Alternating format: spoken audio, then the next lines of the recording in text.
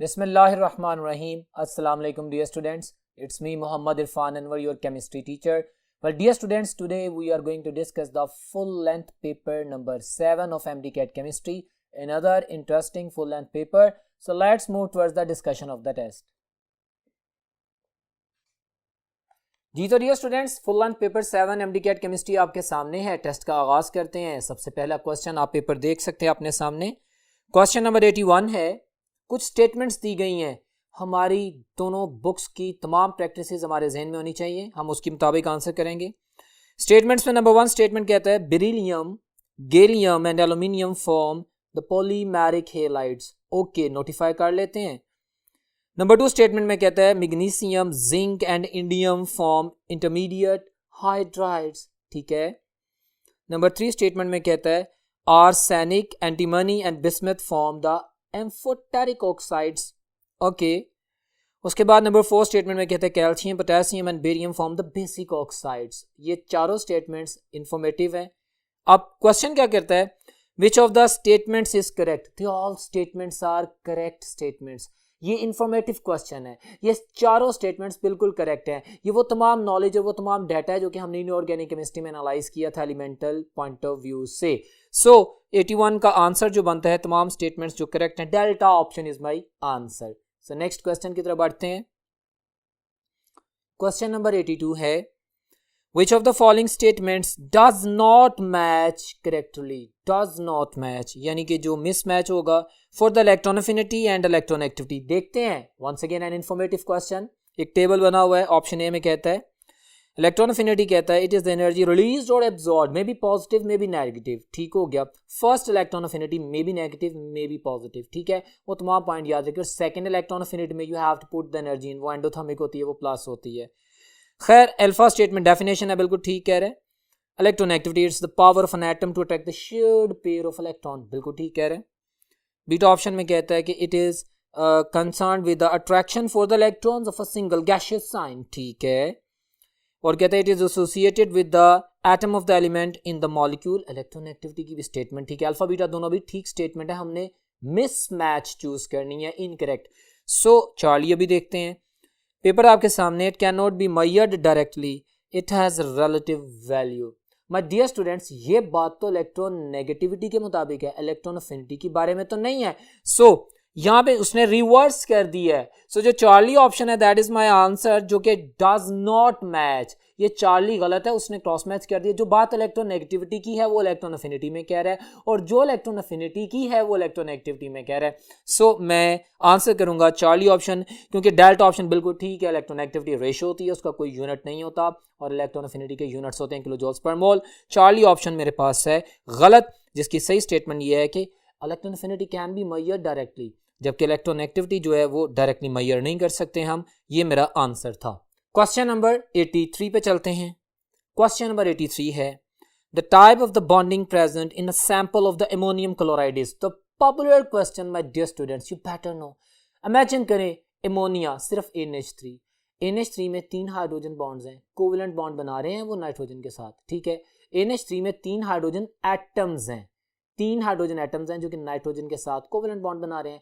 अब नाइट्रोजन में एक लॉन पेयर बाकी है, ये डोनेट कर देता है, पूरा लॉन पेयर डोनेट करता है H पॉजिटिव को, अमोनियम आयन बनता है। सो अमोनियम आयन में covalent bond plus coordinate covalent bond दोनों होते हैं। फिर ये जो अमोनियम आयन है जब क्लोरीन से मिलकर अमोनियम क्लोराइड बनाएगा तो आयोनिक बॉन्ड बनेगा।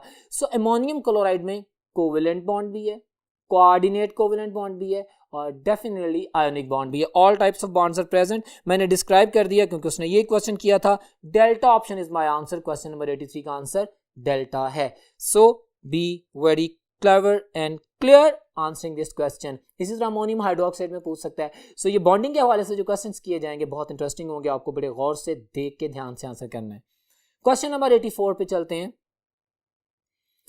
All of the following properties are shown by the principal quantum number except।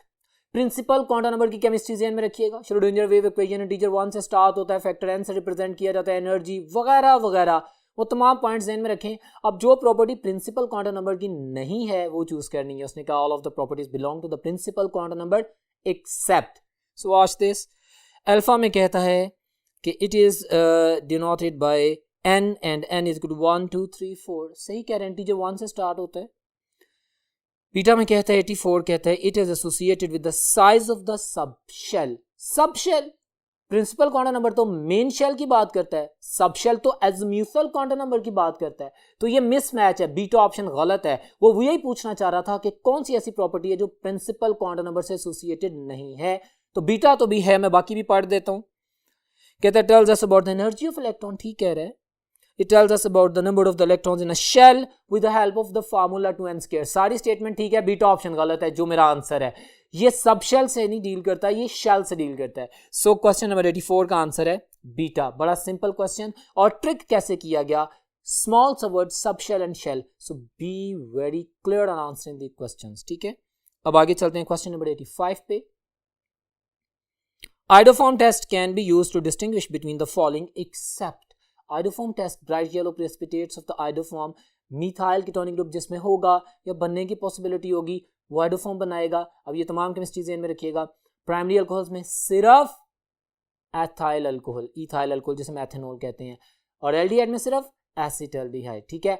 Ketones में सारी मिथाइल कीटोन्स, गॉट इट, ये तो। और सेकेंडरी अल्कोहल्स में 2 ओल्स शो करती हैं। मैंने रिवाइज कर दिया, अब बात करेंगे क्योंकि एमडी कैट है, फुल लेंथ पेपर है और उसकी कंप्लीट डिस्क्रिप्शन रिवीजन के साथ आप लोगों के बेनिफिट के लिए मैंने देखना है कि जो आइडोफॉर्म से डिस्टिंग्विश नहीं किए जा सकते। अल्फा में कहता है एथेनॉल एंड मैथेनॉल, यस ये कर सकते हैं, और साथ में बता रहा है एथेनॉल पॉजिटिव टेस्ट देती है, मैथेनॉल नहीं देती, इंफॉर्मेशन है, सही कह रहा है।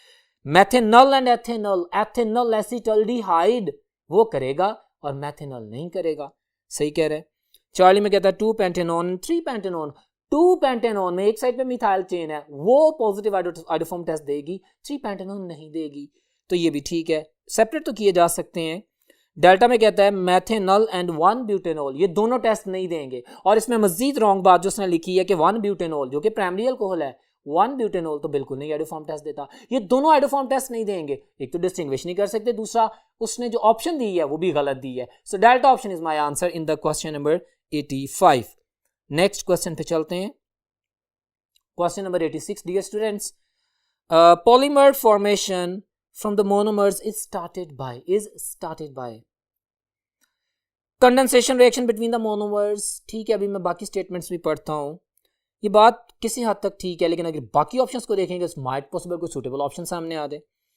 Conversion of the monomers to the monomer ions by proton, proton की इन्वॉल्वमेंट की वजह से स्टेटमेंट गलत हो जाती है। हम जानते हैं cationic polymerization, anionic addition polymerization होती है, बट प्रोटॉन की इन्वॉल्वमेंट नहीं होती, फ्री रेडिकल पॉलीमराइजेशन होती है, प्रोटॉन की इन्वॉल्वमेंट नहीं होती। वो जो स्टेटमेंट कह रहा है गलत कह रहा है। चार्ली में कहता है तो coordination reaction between the monomers, what do you mean by coordination reaction, उससे बेहतर कंडेंसेशन रिएक्शन है। हाइड्रोलिसिस ऑफ द मोनोमर्स, ये तो वो उसको डिसोसिएट कर रहा है, पॉलीमराइजेशन नहीं कर रहा। सो alpha option is the best answer for this question. Condensation reaction between the monomers, उससे पॉलीमराइजेशन होती है, क्लियर है। सो क्वेश्चन नंबर 86 का आंसर है alpha.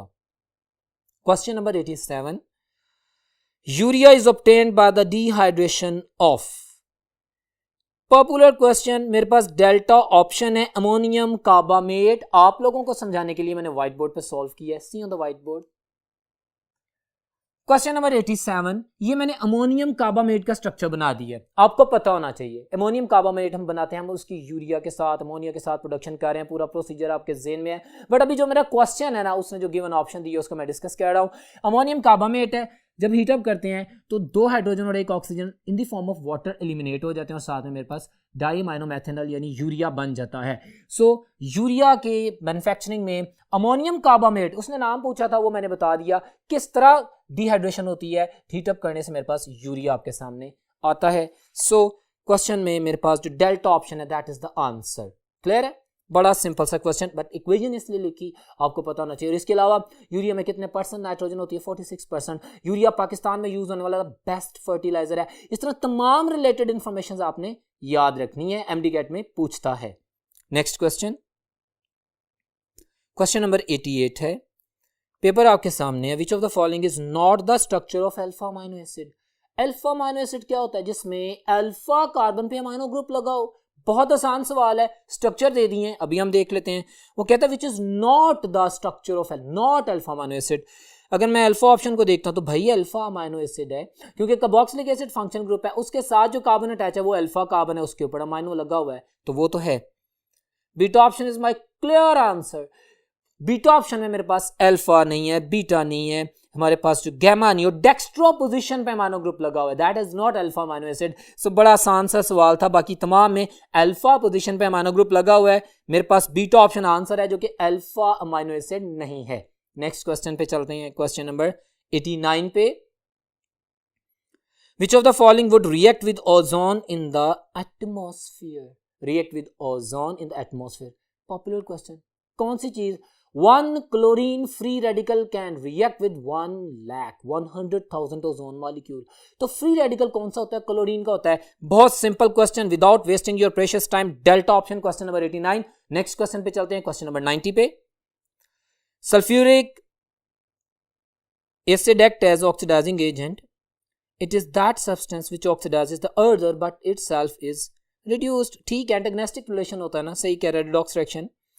Which of the following is not redox reaction? कौन सा रिएक्शन रिडॉक्स रिएक्शन नहीं होगा जिसमें ऑक्सीडेशन स्टेट में वेरिएशन नहीं आएगी? बड़ा सिंपल क्वेश्चन है। हर इक्वेशन रिडॉक्स इक्वेशन तो नहीं होती, वो इक्वेशन जिसमें आपके रिएक्टेंट्स और प्रोडक्ट्स में, रिएक्टेंट में से बात कर लेते हैं, एक रिएक्टेंट की ऑक्सीडेशन स्टेट इंक्रीज करती है, दूसरे की डिक्रीज करती है। रिडॉक्स रिएक्शन वो होता है जिसमें ऑक्सीडेशन स्टेट चेंज हो। तो अब आप आइडेंटिफाई करेंगे किस में रिएक्शन हो रहा है, किस में नहीं हो रहा रिडॉक्स। उसने कहा कि विच of the following is not redox reaction, जिसमें नहीं हो रहा, हम देखते हैं। अगर मैं अल्फा देखता हूं तो कार्बन 0 से ऑफ कोर्स +4 में आ रहा है, ऑक्सीडेशन रिडक्शन है, रिडॉक्स रिएक्शन है, अल्फा तो है। अगर बीटा देखते हैं तो SO3H2SO4 ओलियम बन रहा है, इसमें किसी की भी ऑक्सीडेशन स्टेट चेंज नहीं हुई। ये मेरा आंसर है, this is not redox reaction, beta is not redox reaction. अब आप बाकियों को देख लें तो कॉपर है फ्री से ऑफ कोर्स +2 हो गया, उसकी ऑक्सीडेशन हुई, डेफिनेटली से कंपैटिबल पार्ट्स की रिडक्शन होगी, रिडॉक्स रिएक्शन चार्ली भी है, डेल्टा भी है। Beta is not a redox reaction, और यही उसका क्वेश्चन था जिसको मैंने आंसर किया। हमने कंप्लीट केमिस्ट्री पढ़ी है, हमने दोनों बुक्स और एमडी कैट के तमाम कंसर्ट सिलेबस के ऊपर फोकस किया है। प्रीवियस टेस्ट में जितनी भी बातें की गई हैं वो सारी आपके सामने रखी गई हैं, उन तमाम कॉन्सेप्ट्स की रिविजन हो रही है।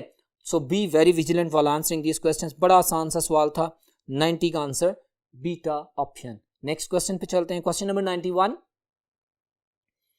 All of the following statements are correct except, correct statement है एक्सेप्ट। इंफॉर्मेटिव क्वेश्चन होगा, बाकी स्टेटमेंट ठीक होगी, एक गलत होगी, देख लेते हैं। कहता है sulphur dioxide the most harmful of the gaseous pollutants. Yes, इससे ड्रेन का बायस बनती है, इससे डेपोजिशन का बायस बनती है। Yes, this is true. Information revise हुई, बीटा में कहता है NO2 नाइट्रोजन डाइऑक्साइड, जो कि ब्राउन कलर की गैस होती है, extremely toxic to the living tissues and harmful exactly to the paints। बिल्कुल सही कह रहा है। हमने इनकरेक्ट ऑप्शन देखनी थी। चार्ली में कहता है nitric oxide NO and nitrogen dioxide NO2 have 2-3 days residence time in atmosphere. Book की लाइन है, ये गलत है। NO इसकी 4 days रेजिडेंस टाइम होता है और NO2 का 3 days होता है। Got it? तो जिसमें ऑक्सीजन कम है, नाइट्रोजन NO, उसका 4 days है रेजिडेंट टाइम और NO2 का 3 days है। अब ये देखिए मेमोरी बेस्ड क्वेश्चन किया गया आपके पास। So Charlie option is my answer, this is mismatched, this is incorrect. बाकी तमाम जो ऑफ कोर्स स्टेटमेंट्स है, कार्बन मोनोऑक्साइड साइलेंट किलर है, पॉइजनस होती है, बिल्कुल ठीक है। So Charlie option is my answer. Question number 92। Consider the following structure of the ketone. जी स्ट्रक्चर आपके सामने है, आईपैक नेमिंग्स आपको पता होनी चाहिए।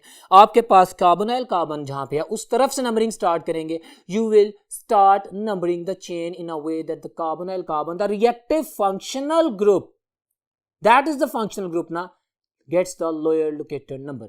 सो अगर मैं नंबरिंग करता हूँ 1 2 3 4 5 एंड देन मेरे पास फिर अल्फाबेटिक ऑर्डर में अगर नाम लिखें तो 4 पोजीशन पे एमिनो ग्रुप आ रहा है, 5 पे क्लोरो आ रहा है और 2 पोजीशन पे कीटोनिक ग्रुप है। तो इसका नाम होगा 4 amino 5 chloro 2 hexanone.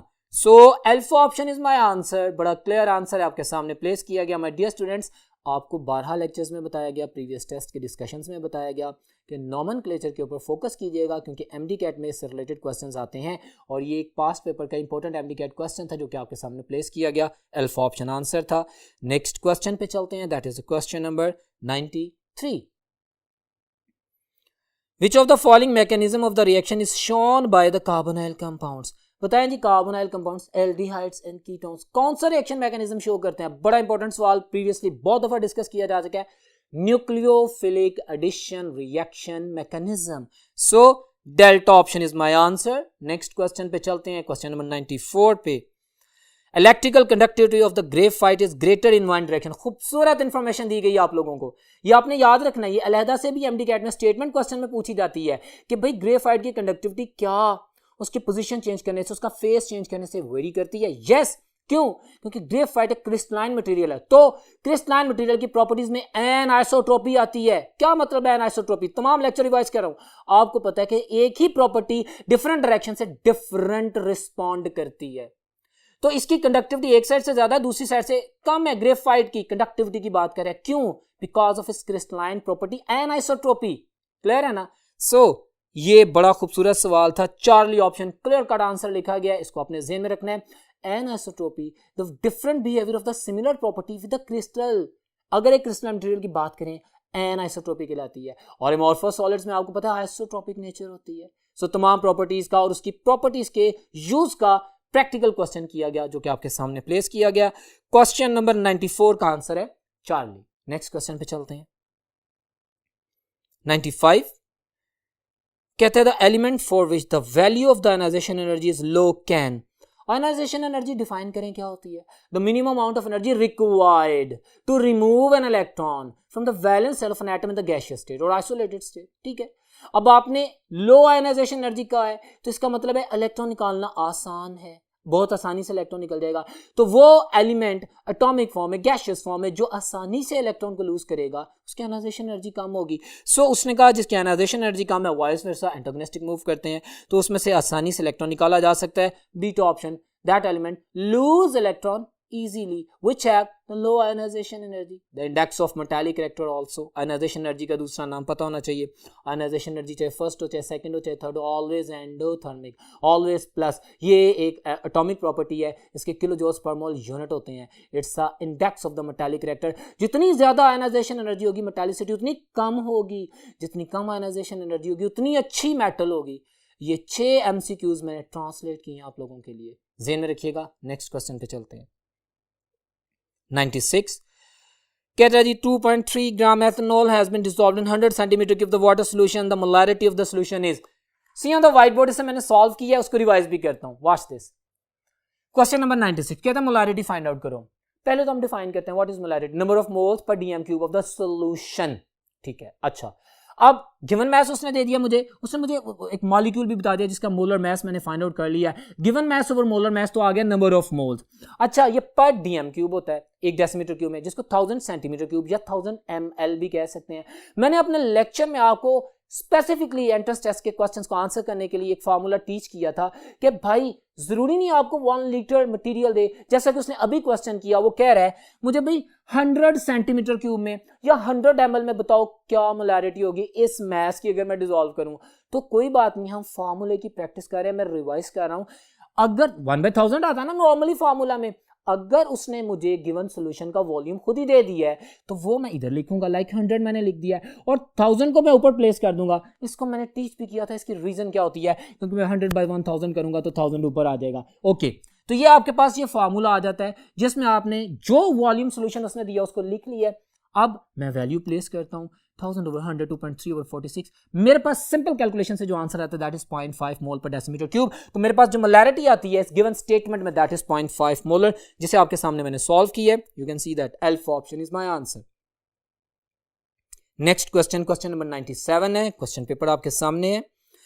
Identify the incorrect statement about the nitrogenous fertilizers. अच्छा, नाइट्रोजनस फर्टिलाइजर्स क्या होते हैं, कौन से होते हैं, परसेंटेजेस क्या होती हैं, उनके यूज क्या होते हैं, तमाम बातें ज़हन में रख लें। प्रीवियस क्वेश्चंस भी आ चुके हैं। अब दोबारा टेबल देखते हैं।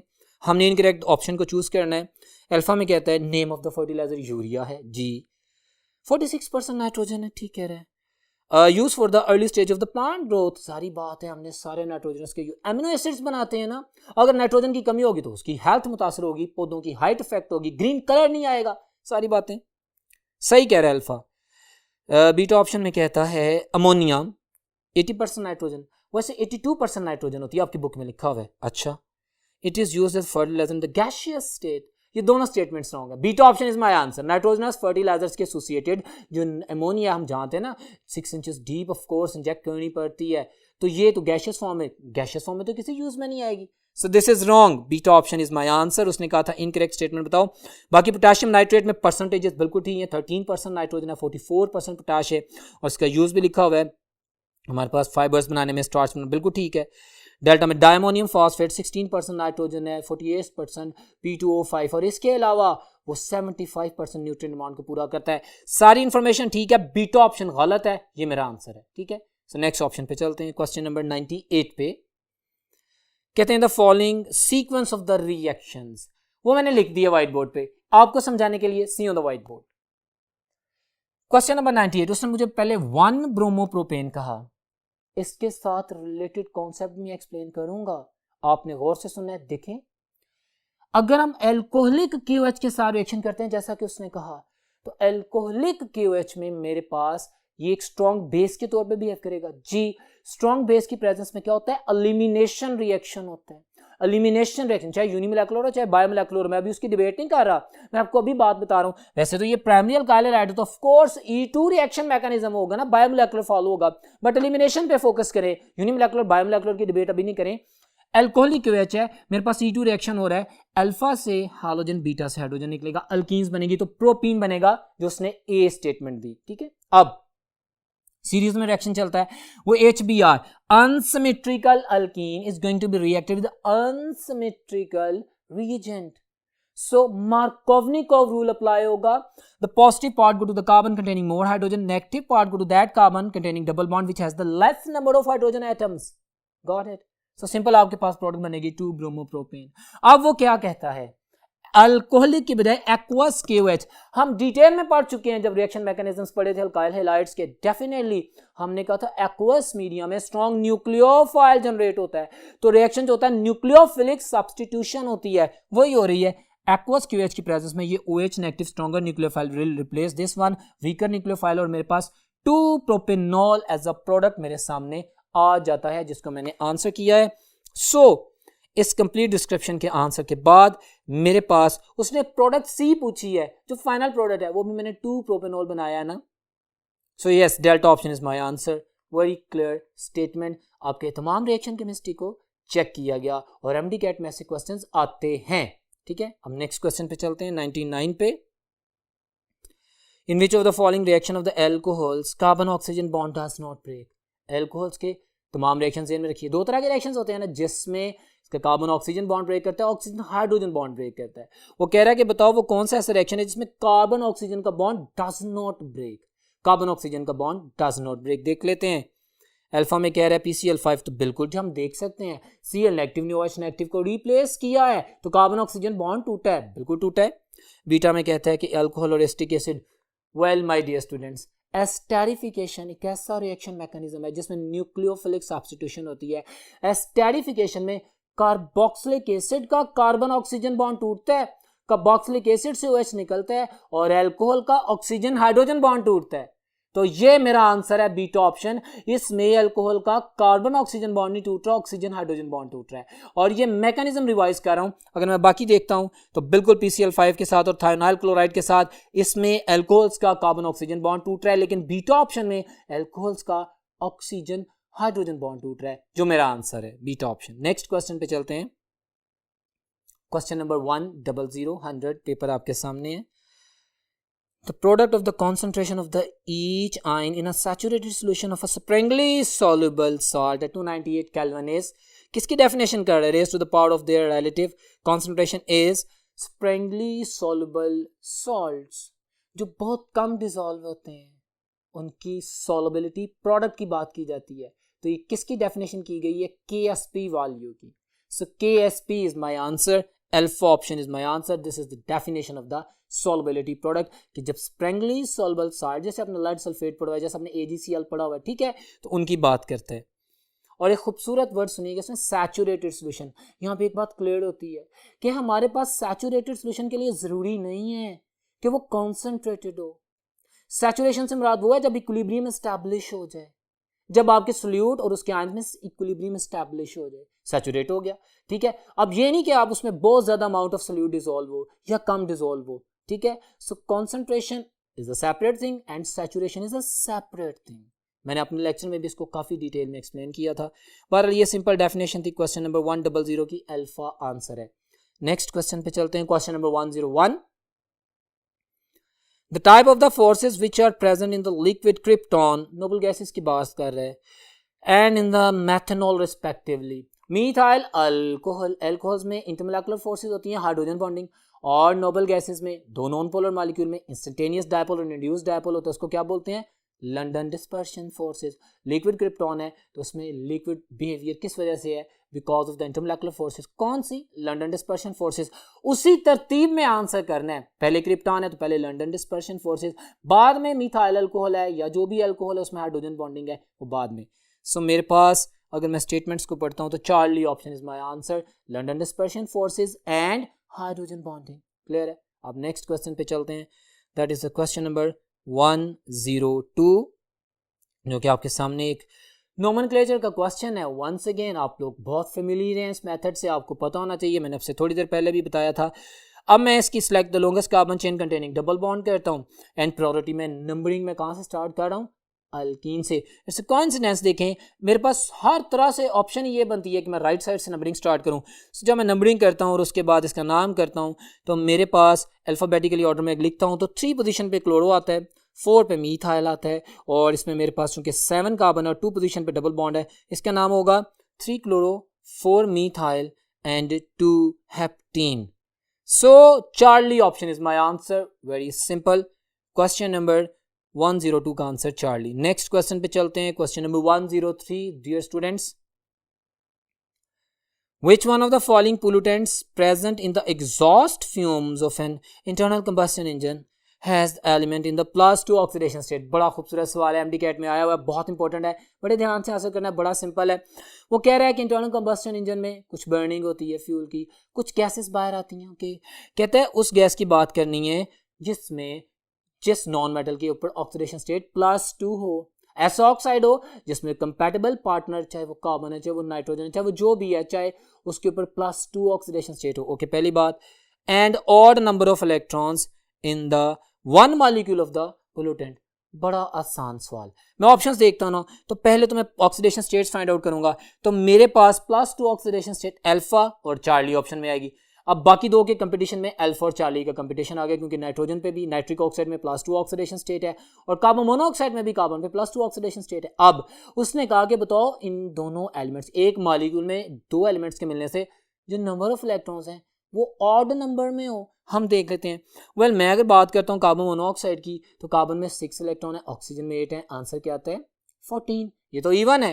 लेकिन अगर मैं नाइट्रोजन ऑक्साइड की बात करता हूँ तो मेरा आंसर आ जाता है, Charlie option is my answer, 15 number of electron. Total number of electron, एक में 8 है ऑक्सीजन में, दूसरे में 7 है, 15 आंसर आ जाता है। So Charlie option is my answer. Question number 104, mark the correct statement. Alpha में कहता है lanthanides are present in the same group, बिल्कुल गलत, वो तो एक पीरियड में होती हैं। बीटा में कहते हैं all halogens are present in the same period, halogens तो ग्रुप में होती हैं। ये एक्सरसाइज का क्वेश्चन है एफएससी की। चार्ली में कहता है all alkaline earth metals are present in the same group, this is correct option, Charlie option is my answer. Alkaline earth metals एक ही ग्रुप में पाई जाती हैं। और जहां तक डेल्टा है, all the noble gases are present in the same period, ये भी गलत है। So Charlie option is a very simple statement जिसको हमने आंसर किया। अगर हमें पता होगा ग्रुप्स किसे कहते हैं, पीरियड किसे कहते हैं, और हमने पीरियोडिक टेबल में अपने एमडी कैट के सिलेबस के मुताबिक तमाम एलिमेंट्स की डिटेल को पढ़ा होगा, तो ही मैं आंसर कर सकूंगा। सिंपल क्वेश्चन है, चार्ली ऑप्शन। क्वेश्चन नंबर 105 है, which one of the following statement about the orbital hybridization is incorrect? Incorrect about the hybridization देखते हैं। अल्फा में कहता है the nitrogen atom in NH3 is sp3 hybridized, बिल्कुल ठीक है, हमें पता है। आपको मैंने एक टेक्निक बताई थी, रिवाइज कर दूं दोबारा हिब्रिडाइजेशन से। हमने जिस सेंट्रल एटम की हिब्रिडाइजेशन को फाइंड आउट करना हो, तो हम देखते हैं उस सेंट्रल एटम के ऊपर कितने सिग्मा बॉन्ड बना रहा है वो सेंट्रल एटम, प्लस कितने लोन पेयर कैरी करता है, प्लस उस पर कोई नेगेटिव चार्ज कितना है। इन तीनों चीज़ों को सम अप करते हैं, हमारे पास स्टीरिक नंबर आता है। अगर स्टीरिक नंबर 4 हो तो sp3 हिब्रिडाइजेशन, अगर 3 हो तो sp2 हिब्रिडाइजेशन, अगर 2 हो तो sp हिब्रिडाइजेशन। क्लियर है। अगर हम अमोनिया की बात करते हैं तो नाइट्रोजन हाइड्रोजन के साथ 3 सिग्मा बॉन्ड बना रहा है प्लस एक लोन पेयर है 4, नेगेटिव चार्ज तो नहीं है, तो आपके पास 4 आंसर आ रहा है, तो हिब्रिडाइजेशन sp3 होगी। सही स्टेटमेंट है। हमने इनकरेक्ट देखनी थी। बीटा में कहता है कि sp2 hybrid orbitals are coplanar 120, ठीक स्टेटमेंट है। चार्ली में कहता था carbon atom in CO2 is sp2 hybridised, wrong. CO2 में कार्बन एटम 2 ऑक्सीजन एटम से 2 सिग्मा बॉन्ड बना रहा है और 2 पाई बॉन्ड बना रहा है। हमने तो पाई बॉन्ड को कंसीडर नहीं करना, हमने तो सिग्मा बॉन्ड की बात करनी है। तो कार्बन 2 सिग्मा बॉन्ड बना रहा है जी। क्या कार्बन पे कोई नेगेटिव चार्ज है? नहीं है। क्या कार्बन पे कोई लॉन पेयर है? नहीं है। इसका स्टेरिक नंबर क्या आएगा? 2, और जिसका स्टेरिक नंबर 2 होगा उसकी हिब्रिडाइजेशन sp होगी, 180 डिग्री होगा, लीनियर ज्योमेट्री होगी। सो चार्ली ऑप्शन वो गलत कह रहा है, हमने गलत ऑप्शन को ही एज अ आंसर चूज करना था। सो क्वेश्चन नंबर 105 का आंसर है Charlie. Question number 106, mark the incorrect statement. Cathode rays act as reducing agent जी। इलेक्ट्रॉन्स होते हैं ना, इलेक्ट्रॉन जिसमें ऐड होंगे उसको रिड्यूस कर देंगे। ऑफ कोर्स सही कह रहे हैं। Fast neutrons produce alpha rays, ये अलग से एमसीक्यूज में पूछा जाता है, बिल्कुल सही है। हमने इनकरेक्ट स्टेटमेंट चूज करनी थी। सो अल्फा बीटा दोनों ठीक है। चार्ली में कहता है positive rays charge to mass ratio of oxygen is greater than nitrogen. My dear students, जो पॉजिटिव रेज होती हैं जिनका हम केनाल रेज कहते हैं, हम चार्ज टू मास रेशियो की बात करते हैं। लेट्स सपोज चार्ज दोनों में सेम है। अब जिसका मैस ज्यादा होगा उसकी ई ओवर एम वैल्यू कम होगी ना, और जिसका मैस कम होगा उसकी ई ओवर एम वैल्यू ज्यादा होगी, क्योंकि डिनोमिनेटर में मैस पड़ा हुआ है। सो ऑक्सीजन का मैस ज्यादा है, इसकी ई ओवर एम वैल्यू कम है। ये स्टेटमेंट में वो कह रहा है ज्यादा है, सो ये स्टेटमेंट इनकरेक्ट है और यही मेरा आंसर है। Charlie option is my answer. Next question पे चलते हैं।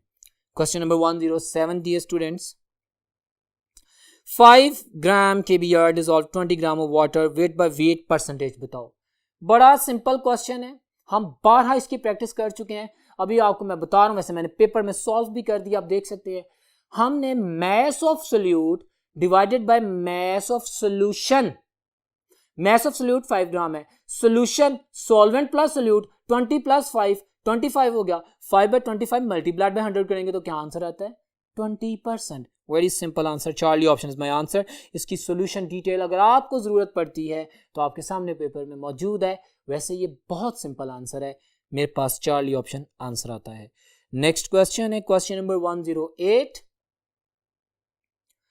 which one of the following statement is incorrect about the electrochemical series? Incorrect about the electrochemical series, वो सारी बात ज़हन में रखिएगा। Strength of the reducing agent decrease down the series. Reducing agents क्या होते हैं? जो इलेक्ट्रॉन डिलीवर करें, जिनका ऑक्सीडेशन पोटेंशियल ज्यादा हो, जो खुद ऑक्सीडाइज हो दूसरे को रिड्यूस करें। टॉप पे ऑक्सीडेशन पोटेंशियल ज्यादा है, टॉप टू बॉटम हमारे पास रिडक्शन पोटेंशियल इंक्रीज करता है। हमारे पास ऑफ कोर्स पहले रिड्यूसिंग पावर टॉप पे ज्यादा है, फिर नीचे ऑक्सीडाइजिंग पावर ज्यादा होती है। सो हमने इनकरेक्ट ऑप्शन देखनी तो अल्फा तो ठीक है, सही कह रहे हैं। बीटा में कहता है standard reduction potential decrease down the series, this is wrong statement. मैंने अभी बोला top to bottom electrochemical series में जब नीचे आते हैं तो रिडक्शन पोटेंशियल इंक्रीज करता है। रिडक्शन पोटेंशियल इंक्रीज करने की वजह से ऑक्सीडाइजिंग पावर भी इंक्रीज करती है। ठीक है, तो ये सारी बातें याद रखें। Beta option is my answer. Charlie statement बिल्कुल ठीक है, और डेल्टा में देखते हैं तो डेल्टा स्टेटमेंट बिल्कुल ठीक है, वो नॉन मेटल्स की बात कर रहे हैं, रिएक्टिविटी की बात बिल्कुल ठीक कह रहे हैं। It's a good informative question for you people. इसमें गिवन हर स्टेटमेंट का एक एमडीकेट क्वेश्चन बन सकता है। सो नेक्स्ट क्वेश्चन है question number 109, the products of the electrolysis of the aqueous KNO3 are.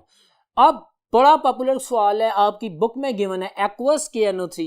जब हम इसका इलेक्ट्रोलिसिस करते हैं तो माय डियर स्टूडेंट्स, मेरे पास वो इलेक्ट्रोकेमिकल सीरीज का ट्रेंड ध्यान में रखिएगा। स्टैंडर्ड हाइड्रोजन इलेक्ट्रोड से ऊपर जो एलिमेंट है, जो नीचे एलिमेंट है, और फिर कैथोड पे कौन सी गैस जा रही है, मतलब कौन सा आयन जा रहा है, और एनोड पे कौन सा जा रहा है, उसकी बेसिस पे मैं आंसर करना चाहूंगा। उसने कहा मुझे बताओ कि products are hydrogen and oxygen, anode पे ऑक्सीजन, कैथोड पे hydrogen gas. Beta option is my answer. Very simple question, और ये नेल्सन सेल की केमिस्ट्री से मैच करती है जो आपने डिटेल में पढ़ा हुआ है, जिसमें कास्टिक सोडा भी बना रहे होते हैं। ठीक है, तो ऑलमोस्ट वही बातें हो रही हैं इस पे। सो beta option is my answer, H2 and O2। Which of the following element of the 2A group produce hydrogen gas when it is treated with an alkali? हम जानते हैं अल्कलाइन अर्थ मेटल्स में बेरिलियम की peculiar properties में, beryllium के amphoteric nature की वजह से, बेरिलियम के मैक्सिमम पॉसिबल कोवेलेंट कैरेक्टर की वजह से अल्कलाइन अर्थ मेटल में बेरिलियम है। सो बेरिलियम मेटल जो है वो वाहिद है जो कि बेस के साथ रिएक्शन कर सकती है। सोडियम बिरालेट बनता है और डेफिनेटली साथ में हाइड्रोजन गैस लिबरेट होती है। बाकी तो रिएक्शन ही नहीं करेंगी बेस के साथ क्योंकि वो खुद बहुत बेसिक है, ठीक है। तो बेरिलियम रिएक्शन करेगी, आंसर है अल्फा। और क्वेश्चन पेपर में आप देख सकते हैं इक्वेशन भी एक्सप्लेन कर दी गई है।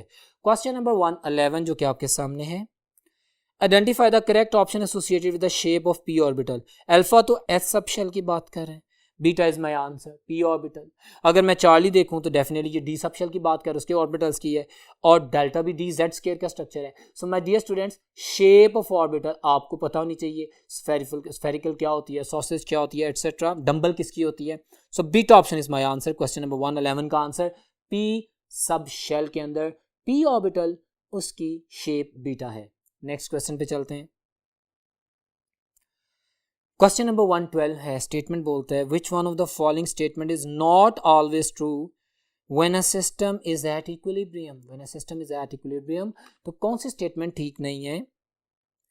कहते हैं both reactants and products are present, जी इक्विलिब्रियम दोनों के दरमियान है।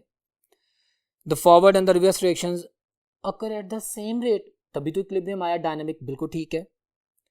तो concentration of the reactants and products are equal, नहीं ये जरूरी नहीं होता। जैसे अभी मैंने केएसपी की बात की थी, जरूरी नहीं है कि आपके पास जब इक्विलिब्रियम एस्टैब्लिश हो तो amount of reactant and product बराबर हो, ऐसा नहीं होता, फर्क होता है। एन मुमकिन है 100 में से 1 ग्राम डिसोसिएट और इक्विलिब्रियम एस्टैब्लिश हो जाए, तो amount of the reactant and products बराबर होना शर्त नहीं है इक्विलिब्रियम के लिए।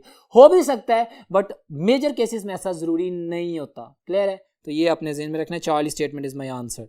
ये जो उसने कहा ना, ये मेरे पास not always occur. Question number 113, consider the following reaction कर लिया, उसने रेट भी दे दिया, खूबसूरत सवाल है। कहते हैं where X and Y stand for the order of the reaction. हाँ हमें पता ना exponents, but order of reaction is an experimental value, it's not theoretical value, got it.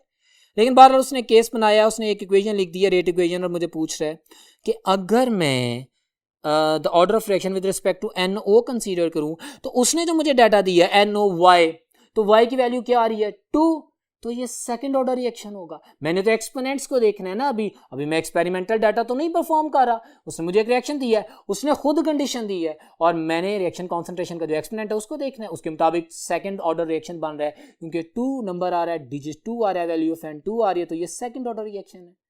सो बिल्कुल इसी तरह अगर वो मुझसे हाइड्रोजन के हवाले से पूछता तो इस इक्वेशन के मुताबिक वो भी सेकंड ऑर्डर होता, ठीक है। तो ये बात अपने जहन में रखनी है, जो उसने कंडीशन दी है उसके मुताबिक हम आंसर कर रहे हैं, ठीक है। So beta option is my answer. Question number 114. Which of the following reaction is the example of the homogeneous catalysis? Homogeneous catalysis में reactant और catalyst same physical state में हो, ठीक है। So हम देखते हैं अल्फा में कहता है हाँ नाइट्रिक, ये लेड चैम्बर प्रोसेस की एग्जांपल है, होमोजेनियस कैटालिसिस है जी। बीटा में कहता है लिक्विड है, तो लिक्विड है, ये भी होमोजेनियस कैटालिसिस है। चार्ली हेट्रोजीनियस है, answer is delta. Both A and B are the example of the homogeneous catalysis. Clear है? So it's okay. Question number 115 है, all of the following are the polar molecules except. भाई जिसमें perfect geometry हो वो non polar होते हैं, dipole moment zero होती है। जिसमें ज्योमेट्री डिस्टर्ब हो जाए due to the different atom तो वो पोलर हो जाते हैं, उनकी डायपोल मोमेंट होती है। अब वो कह रहे हैं अल्फा क्लोरोफॉर्म है, डेफिनेटली ये एक पोलर मॉलिक्यूल है क्योंकि एक क्लोरीन की बजाय हाइड्रोजन लग गया है, ज्योमेट्री डिस्टर्ब हो गई है। अब वो बात करते हैं ऑल पोलर मॉलिक्यूल्स हैं, ये PCl3 polar molecule, of course इसमें मेरे पास 2 इलेक्ट्रॉन्स का रोल बाकी है, लोन पेयर डिस्टर्ब करेगा। SO3 is my answer, perfect triangular planar geometry 120 degree bond angle, तो ये इसकी डायपोल मोमेंट 0 होती है। SO3 की एक नॉन पोलर मॉलिक्यूल है, ठीक है। अगर हम बात करते हैं कार्बन मोनोऑक्साइड की तो ये भी पोलर मॉलिक्यूल है, popular thing. So Charlie option is my answer. Concept में साथ साथ रिवाइज कर रहा हूं। क्वेश्चन नंबर 116 है, identify the incorrect statement. Primary pollutant है, सही कह रहा है, SO2 है, कार्बन मोनोऑक्साइड है, ठीक है। सेकेंडरी पोलुटेंट है carbonic acid HF, yes this is correct, HF is a secondary pollutant. Macronutrients magnesium, sulphur और calcium, nitrogen, phosphorus, potassium, macro, बिल्कुल पता है। डेल्टा कह रहा है माइक्रो न्यूट्रिएंट्स, उसमें बात कर रहे हैं कैल्शियम की, अभी मैंने बोला कैल्शियम तो मैक्रो न्यूट्रिएंट है, so delta option is incorrect option. बड़ा सिंपल सा question, delta answer. Next question, question number 117 है, which of the following formula represents the organic compound formed when methyl benzene is treated with acidified potassium dichromate? Alkyl benzenes जब किसी strong oxidising agent से reaction करती हैं तो क्या होता है, एक अल्काइल चेन COOH में कन्वर्ट हो जाती है। उसने मीथाइल बेंजीन बोला है तो मीथाइल की जगह COOH लगा दो तो क्या बनेगा, बेंजोइक एसिड। सो अगर मैं ऑप्शंस को देखता हूं माय डियर स्टूडेंट्स, तो मेरे पास Charlie option is my answer. CO2H से मुराद है COOH, तो बेंजोइक एसिड का स्ट्रक्चर आ रहा है, Charlie is my answer. Clear है, जब इसकी ऑक्सीडेशन करेंगे तो आंसर आ जाएगा। Question number 118 is the next question. According to the Lowry-Bronsted acid and base concept, Bronsted-Lowry H positive ion, ठीक है। H2 is an amphoteric species, H2O, H positive ion भी है, OH नेगेटिव आयन है, बराबर हैं, और जैसी जैसी कंडीशन होती है एसिड के साथ बेस बिहेव कर रहा है, बेस के साथ एसिड बिहेव कर लेता है, तो एम्फोटेरिक स्पीशी होगी ना, डुअल प्रॉपर्टीज आ गई। So according to the Bronsted Lowry concept मेरे पास H2O, Charlie option is the answer, as an amphoteric species है। नेक्स्ट क्वेश्चन है क्वेश्चन नंबर 119 और कहते हैं when ethanoyl chloride react with the methylamine and acidamide is formed, what is the structure of the acidamide formed? Well my dear student, इसका answer जो है that is the delta option. इसको मैंने justify किया next board पे ताकि आप देख सकें कि रिएक्शन किस तरह डेल्टा स्ट्रक्चर में कन्वर्ट होता है। So move towards the next board. जी तो डियर स्टूडेंट्स आप देख सकते हैं क्वेश्चन नंबर 119 में जो मैंने आंसर किया वो कैसे जस्टिफाई हो रहा है। स्ट्रक्चर आपके पास एथेनॉइल क्लोराइड जिसे हम एसिटाइल क्लोराइड भी बोलते हैं रिएक्शन करते हैं आपके साथ मीथाइल अमीन से, ये H और इसका Cl मिलकर एलिमिनेट हो जाते हैं, सिस्टम को छोड़ देते हैं और जो प्रोडक्ट बनती है उसका स्ट्रक्चर ये आपके सामने है। So that's why question number 119 का जो आंसर मैंने किया था that is the delta option. So next question पे बढ़ते हैं, that is question number 120। Prills are dash pellets, prills are tiny and hard pellets, ये इजी टू स्प्रेड होती हैं, इसलिए जब हम पैलेटिंग करते हैं, जब भी यूरिया बनाते हैं या जिस तरह फर्टिलाइजर्स बनाते हैं। सो देखिए उसने क्वेश्चन किया है वर्ड्स क्रैम करने हैं, आपने रेलेवेंट आंसर्स करने हैं। So delta option is the suitable most description of the pellets. Question number 121 है the formation of esters from the ethanoic acid in the presence of the concentrated H2SO4 and ethanol is a nucleophilic substitution reaction mechanism. हम 12 discuss कर चुके हैं, इसी paper में पहले भी बात की थी कि एस्टेरिफिकेशन जो है वो न्यूक्लियोफिलिक सब्स्टिट्यूशन रिएक्शन मैकेनिज्म होता है। Charlie option is my answer. Question number 122 which of the following factors affect the thermal decomposition of the carbonate of the alkaline earth metals. Carbonates of the alkaline earth metal जो thermally decompose होते हैं, क्यों होते हैं, वो उसने reasons पूछी हैं। तो हम देखते हैं अल्फा पोलराइजिंग इफेक्ट, यस ये है बेहतरीन, और beta size of cations of course, इन दोनों की वजह से हमारे पास जो थर्मल डीकम्पोजिशन का पैटर्न है जो हम टॉप टू बॉटम पढ़ते हैं ट्रेंड, वो इफेक्ट होता है, उसमें पोलराइजिंग पावर भी होती है और साइज ऑफ केटाइन भी इंक्लूड करता है। My dear students anionic size बढ़ने से केटाइनिक साइज बढ़ने से जो लेटेस्ट एनर्जी पे इफेक्ट आता है वो आपको डिटेल पता है। सो इसका जो आंसर होगा that is the Charlie option. Both A and B ये दोनों वो फैक्टर हैं जिसकी वजह से thermal stability of the carbonates of the alkaline earth metal effect होती है। नेक्स्ट क्वेश्चन पे चलते हैं, क्वेश्चन नंबर 123 है aromatic compounds burn with a sooty flame because aromatic compounds जिसमें बेंजीन रिंग पाया जाता है, aromatic compounds having the maximum percentage of carbon to hydrogen. अब अनबॉन्ड कार्बन की वजह से मैक्सिमम परसेंटेज ऑफ कार्बन की वजह से सूटी फ्लेम, ये डार्क फ्लेम सामने आता है जर्रात वाला। So Charlie option is my answer because the aromatic compounds have the high percentage of carbon. अच्छा यहाँ पे एक और रिलेटेड एमडीकेट का क्वेश्चन सुनिए, एरोमेटिक कंपाउंड्स में high percentage of carbon to hydrogen ratio होती है, हाई रेशियो होती है, अगर हाइड्रोजन टू कार्बन बोलेंगे तो मिनिमम होती है। ये बात बदल के भी एमडीकेट में पूछ सकता है, लिहाजा फोकस हाई, वर्ड हाई पे नहीं करना आपने फोकस, आपने देखना है कार्बन टू हाइड्रोजन रेशियो की बात कर रहा है कि हाइड्रोजन टू कार्बन रेशियो की बात कर रहा है। तो ये भी एक रिलेटेड ट्रिक है जो कि एमडीकेट में उसने प्रीवियसली अप्लाई किया था। So that's why I am gonna discuss with you people. बहरहाल ये बड़ा सिंपल क्वेश्चन था, क्वेश्चन नंबर 123 जिसका आंसर चार्ली है। Question number 124 which one of the following substances would yield lactic acid as a result of the reaction with the hydrogen cyanide. Popular reaction. Acetaldehyde.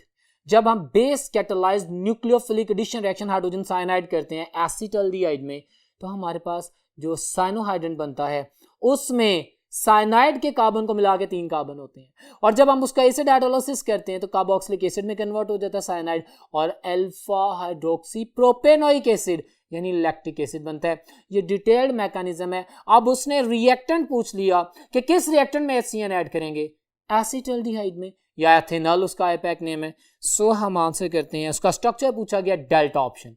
Very simple and clear, detailed mechanism आपको describe किया गया है। Question number 125, oxidation of an alkene X give a diol. Okay, diol adjacent carbon atoms, of course 2 alcoholic group आ गए, diol. Which on further oxidation give a diketone? अच्छा, which one of the following could be X? बड़ा खूबसूरत सवाल है, इसका answer है delta option, जिसको मैंने जस्टिफाई किया see on the white board.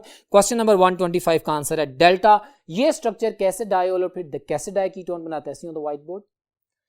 Question number 125, ये जो मेरी डेल्टा ऑप्शन है जिसमें मैंने स्ट्रक्चर लिखा है, आप इसकी हाइड्रोक्सिलेशन करते हैं, डायोल बनाते हैं, ऑक्सीडेशन करते हैं। ऑफ कोर्स आपके पास ये double bond pi bond split करता है और उसमें 2 जगहों पे हाइड्रोक्सिल ग्रुप आ जाता है, एडजेसेंट कार्बन एटम में 2 हाइड्रोक्सिल ग्रुप आ जाते हैं, ग्लाइकोल्स। ऑफ कोर्स अब डायोल्स बन गए ना, इसमें 2 हाइड्रोक्सिल ग्रुप हैं। ये फर्दर जब ऑक्सीडाइज होता है तो 2 ऑक्सीजन के atom, nascent oxygen atom use होते हैं। एक ऑक्सीजन एटम आता है, इन 2 हाइड्रोजन एटम्स को एंगेज करता है, वाटर मॉलिक्यूल की फॉर्म में एलिमिनेट हो जाता है, और दूसरा इन 2 को एंगेज करता है। यूं मेरे पास ये कन्वर्ट हो जाते हैं एक डाइकीटोन के स्ट्रक्चर में। उसने मुझसे स्ट्रक्चर पूछा था जिसको मैंने आंसर किया है। सो क्वेश्चन नंबर 125 का आंसर जो जस्टिफाई किया मैंने डेल्टा ऑप्शन है। क्लियर है? सो नेक्स्ट क्वेश्चन पे चलते हैं। क्वेश्चन नंबर 126 है, which of the following is not the natural source of carbon monoxide gas? देखते हैं। from the volcanic eruption है, कार्बन मोनोऑक्साइड निकलती है उसमें से। जहां पे भी इनकम्प्लीट कंबस्टन होगी definitely. Beta natural gas source emission, yes natural gas source emission. Natural gas का जो सोर्स होता है, जमीन से जब नेचुरल गैस निकल, मार्श गैस है, पेडीफील्ड गैस है, बायोगैस से जब निकलती है तो किसके नतीजे में निकलती है, हाइड्रोकार्बन्स, या हमारे पास जो ऑर्गेनिक सब्सटेंसेस डिके हो रहे होते हैं ना, तो वहां पे इसकी ऑक्सीडेशन की पॉसिबिलिटी है, तो कार्बन मोनोऑक्साइड वहां से भी निकलती है। सही कह रहे हैं। हमने देखना है जिसमें से not the natural source, charming oxidation of the methane in the atmosphere, yes this is yes due to the photochemical reaction, this is my answer. Photochemical reaction जो कि फोटोसिंथेसिस है, उसमें तो कार्बन डाइऑक्साइड निकलती है, कार्बन मोनोऑक्साइड नहीं निकलती। सो ये मेरा आंसर है डेल्टा ऑप्शन। बड़े खूबसूरत सवाल है, रेलिवेंट है, but it could cause confusion if you are not clear about the concepts. Clear है? तो ये memory based question, concept based question या कैलकुलेशन बेस्ड क्वेश्चन सारे आते हैं एमडीकैट में। बड़ा खूबसूरत FLP आपके सामने प्रेजेंट किया गया है और उसमें रिलेटेड क्वेश्चंस को डिस्कस कर रहा हूँ, आपको उसकी नेचर का अंदाजा हो जाएगा। क्वेश्चन नंबर 127 है next question. Choose the correct option regarding the number of the particles associated with the 1 mole of a molecule. कितने होते हैं जी? 6.02 into 10 raised power 23, जैसे कहते हैं Avogadro's number।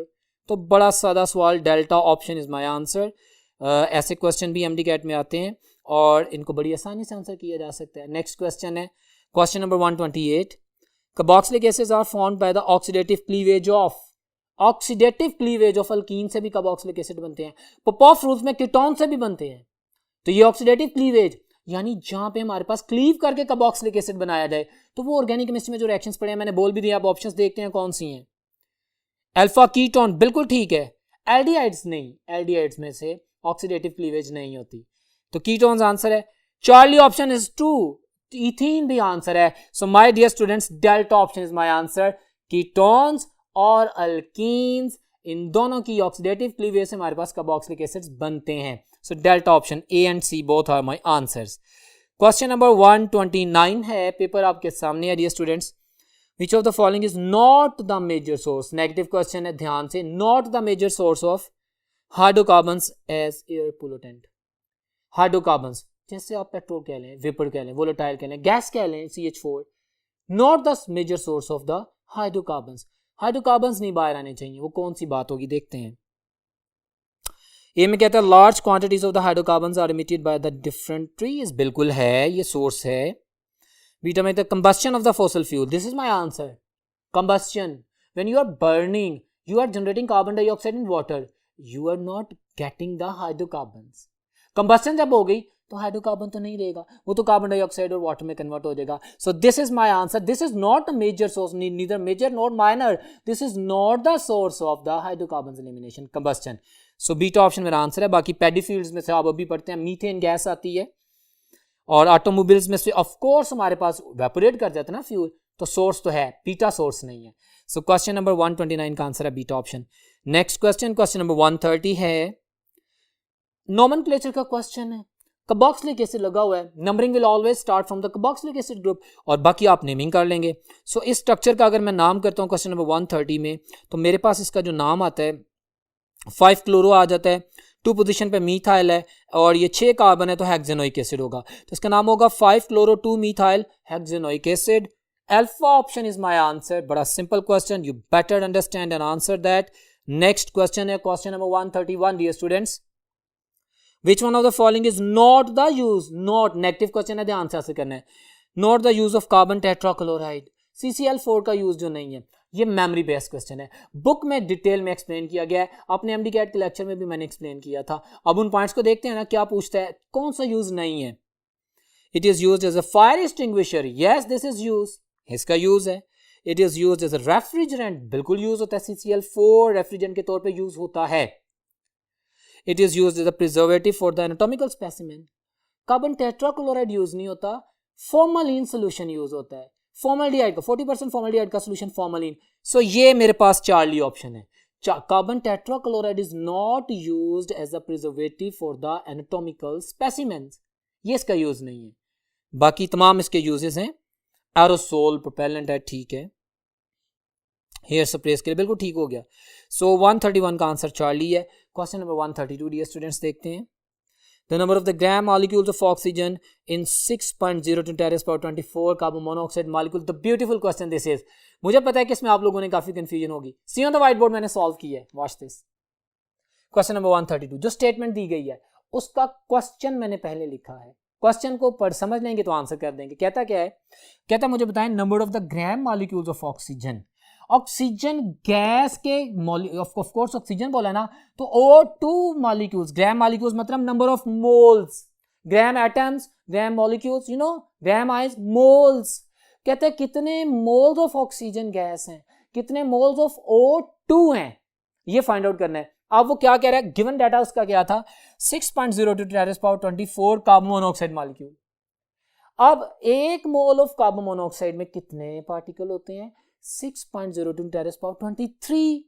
जब वो 10 से मल्टीप्लाई करके 24 कर रहा है तो इसका मतलब है 6.02 10^24 कार्बन मोनोऑक्साइड मॉलिक्यूल्स में कितने मोल्स हैं कार्बन मोनोऑक्साइड के, 10. Simple, very clear, 10 moles of carbon monoxide. अच्छा, एक मोल ऑफ कार्बन मोनोऑक्साइड में कितना ऑक्सीजन एटम होते हैं, एक. अच्छा, 10 मोल्स, जो उसने डाटा दिया है उसने तो 10 मोल्स दिए ना, 10 मोल्स ऑफ कार्बन मोनोऑक्साइड में 10 मोल्स ऑफ ऑक्सीजन एटम है, 10 ऑक्सीजन एटम है, और 2 ऑक्सीजन एटम मिलकर एक मॉलिक्यूल बनाते हैं, तो नंबर ऑफ मोल्स 5 मोल आ जाएंगे. तो मेरा आंसर होगा 5 मोल्स ऑफ ऑक्सीजन गैस. बड़ा खूबसूरत सवाल था, इंटरेस्टिंग क्वेश्चन था. सो इसमें अगर मैं ऑप्शन करता हूँ 132 की, तो beta option is my answer, जिसको मैंने जस्टिफाई किया आप लोगों के सामने, आप देख सकते हैं. सो 132 की बीटा ऑप्शन है. नेक्स्ट क्वेश्चन पे चलते हैं. 133 में कहते हैं an organic compound C3H6O does not give a precipitate. एक फार्मूला बता दिया और साथ में कह रहा है that does not give CnH2nO. CnH2nO general फार्मूले की रिप्रेजेंटेशन है C3H6O. या तो ये एल्डिहाइड है, या कीटोन है, या अल्कोहल भी हो सकता है जिसमें डबल बॉन्ड हो, या ईथर भी हो सकता है जिसमें डबल बॉन्ड हो. अब देखते हैं ना क्या कह रहा है. कहता है वो जो भी फार्मूला है, जो भी मॉलिक्यूल है, that does not react with the two four dinitrophenyl hydrogen. ना ही एल्डिहाइड है ना ही कीटोन है, क्योंकि एल्डिहाइड होगा तो भी 2,4-डाइनाइट्रोफिनाइल हाइड्रोजन से रिएक्शन करेगा, येलो प्रेसिपिटेट बनेंगे. कीटोन होगा तो ऑरेंज रेड प्रेसिपिटेट बनेंगे. लेकिन अगर रिएक्शन नहीं कर रहा तो ये एल्डिहाइड भी नहीं है, कीटोन भी नहीं है. Okay, and does not react with the metallic sodium. अगर तो ये अल्कोहल हो, अनसैचुरेटेड ही सही, अल्कोहल हो, OH हो, तो मेटालिक सोडियम से तो रिएक्शन करे. ऑक्सीजन हाइड्रोजन बॉन्ड तो ब्रेक हो, लेकिन वो भी नहीं कर रहा. अब ना एल्डिहाइड कीटोन है ना ही OH ग्रुप है, तो वो कहता है स्ट्रक्चर देख लेते हैं जी. अल्फा एल्डिहाइड था, मेरा आंसर नहीं है. बीटा OH था, आंसर नहीं है क्योंकि रिएक्शन नहीं कर रहा। बहुत खूबसूरत सवाल। चार्ली में कीटोन है, उसने क्या रिएक्शन नहीं कर रहा, and ultimately left with the delta option. Delta option में जो उसका स्ट्रक्चर है, ये जो स्ट्रक्चर है ईथर का, ये 2,4 डाइनाइट्रोफिनाइल हाइड्रोजन से भी रिएक्शन नहीं करेगा, मेटालिक सोडियम से भी नहीं करेगा। So delta option is my answer, और फार्मूला वही है C3H6O।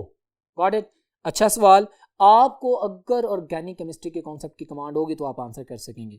नेक्स्ट क्वेश्चन है क्वेश्चन नंबर 134। कहता है number of the electrons in the outermost shell of the nitride ion. What is nitrate? NO3 minus. What is nitrite? ITE NO2 minus 1. This is nitride IDE N minus 1. Of course N minus 3, of course you are getting N minus 3. 3 electron receive कर रहे ना। Nitrogen के valence shell में 5 electron है, 3 electron receive किए, nitride ion बन गया। तो what is the number of electron in the valence shell? 8, simple octet होगा। Got it. तो answer is the alpha option. Clear है। अब नेक्स्ट क्वेश्चन पे चलते हैं। क्वेश्चन नंबर 135 है, कहता है the electrode potential value of the standard copper half cell is plus 0.34 volt. हम जानते हैं शी से नीचे है, which is measured when it is connected with the standard hydrogen electrode, of course। अब ये स्टैंडर्ड हाइड्रोजन इलेक्ट्रोड ऊपर है, कॉपर नीचे है। जो एलिमेंट ऊपर है उसकी ऑक्सीडेशन होगी, इसकी रिडक्शन होगी, ये इलेक्ट्रॉन गेन करेगा, ऊपर वाला इलेक्ट्रॉन लूज करेगा। ये MD कैट का प्रीवियस क्वेश्चन है जिसको मैंने पहले ही एक्सप्लेन कर दिया है। अब आप समझें, उसको हमारी रेपिटेशन आ जाती है। कहते हैं in this case the half reaction taking place at she is, hydrogen ऊपर है जिसकी ऑक्सीडेशन हो रही है, ऑक्सीडेशन में लॉस ऑफ इलेक्ट्रॉन होगा। कॉपर +2 का रिडक्शन पोटेंशियल लिखा हुआ है ना 0.34, ये 2 इलेक्ट्रॉन रिसीव करेगा, इसका मतलब है हाइड्रोजन 2 इलेक्ट्रॉन रिलीज करेगा। वो इक्वेशन देख लीजिएगा, ऑक्सीडेशन होगी शी की। सो beta option is my answer. H2 gas 2H positive ion बन जाएगी, 2 इलेक्ट्रॉन निकालेगी जिसको कॉपर रिसीव कर लेगा। बहुत खूबसूरत सवाल, बीटा ऑप्शन। नेक्स्ट क्वेश्चन पे चलते हैं। Question number 136, हैसेस law of constant heat summation की केमिस्ट्री है। कहते हैं calculate the enthalpy change in the formation of ammonium bicarbonate by using the हैसेस law. कुछ रिएक्शंस दे दिए हैं, वो रिएक्शन करवा रहा है। पहले तो वो टोटल रिएक्शन NaOH का कार्बन डाइऑक्साइड का करवा के सोडियम कार्बोनेट वाटर बना रहा है, ठीक हो गया। फिर वो पहले स्टेप में कहता है पहले एक पॉजिटिव रिएक्शन करता है, सोडियम बाइकार्बोनेट बनता है, फिर दूसरी स्टेप में Na2CO3 बनता है। आपके सामने डिटेल है। अब अगर मेरे पास 3 वैल्यूज ऑफ एंथैल्पीज हों, 2 दे दी जाए, तो तीसरी फाइंड आउट कर सकते हैं ना? बिल्कुल कर सकते हैं। कैसे? See on the white board. Question number 136 मैंने सॉल्व किया है। टोटल एंथैल्पी चेंज उसने हमें पहले दे दी है, डेल्टा H1 डेल्टा H2 2, इन दोनों को सम करके हैसेस लॉ के मुताबिक ना sum of all the enthalpy changes, ठीक है, वो आपके सामने आ रहा है। टोटल उसने वैल्यू दे दी है, डेल्टा H1 फाइंड आउट करना है। फर्स्ट स्टेप था ना, सोडियम बाइकार्बोनेट की एंथैल्पी फॉर्मेशन पूछ रहा है, यस। तो आपके सामने दूसरे की वैल्यू दे दी है, ये प्लस करेंगे तो ये माइनस फैक्टर यहाँ पे माइनस हो जाएगा, ये माइनस जब इधर आएगा तो प्लस हो जाएगा। So delta H1 find out करना है ना, वो कर देंगे। इसकी वैल्यू को हम जब सॉर्ट आउट करते हैं तो we are getting -48.06 kilo joules per mole. So my dear students, मेरा जो आंसर है क्वेश्चन नंबर 136 का, that is the Charlie option. Very simple answer in the justification. Next question है question number 137। At 1000 degrees Celsius, the equilibrium constant for the reaction of the carbon monoxide and oxygen gas to produce carbon dioxide is very large। यहीं पे सवाल का जवाब मिल गया। Kc की value large, Kc की value कम, Kc की value moderate. 3 principal concepts मैंने अपने लेक्चर में बताए थे। Kc की वैल्यू जब लार्ज होगी तो इसका मतलब है रिएक्शन फॉरवर्ड जाएगा, मतलब प्रोडक्ट से ज्यादा है, प्रोडक्ट कॉन्सेंट्रेशन ज्यादा है।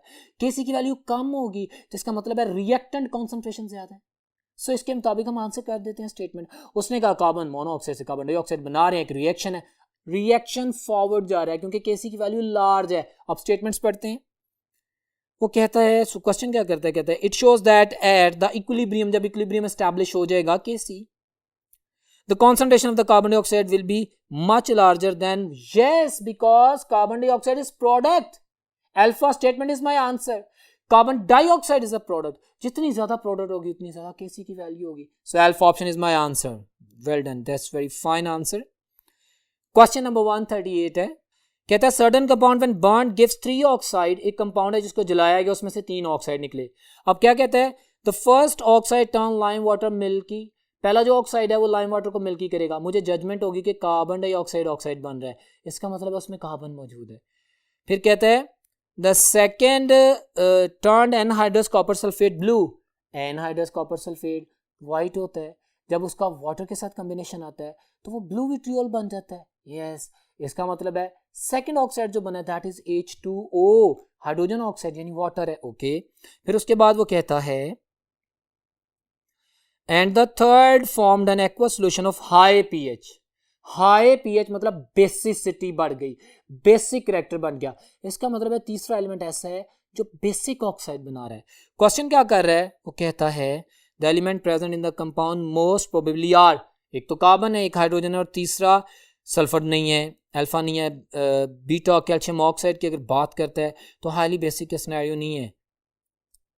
Charlie is the suitable most answer. You know why?